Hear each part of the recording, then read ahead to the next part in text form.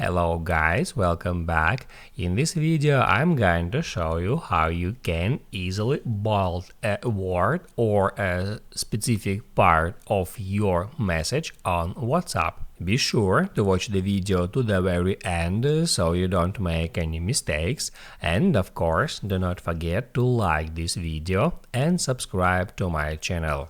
So let's begin, and first open up WhatsApp app and then just get into some conversation. I'm just gonna open up a conversation with myself and then put in here some text. First I'll just type in test message. And right now, in order to bold some part of this text, first you have to select it or highlight it. So let's say I want to make message word bold. I'm gonna tap on this word twice to highlight it.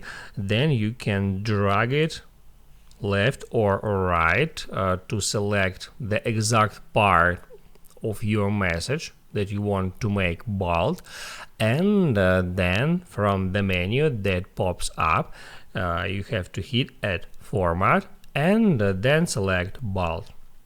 After that you can hit add send button to send this message. Now you can write down in the comments below if you have any questions about that tutorial, and also I recommend you to check out my WhatsApp tutorials playlist, which you can easily find in the description. Hit the like button if you liked that video, and see you in the next one.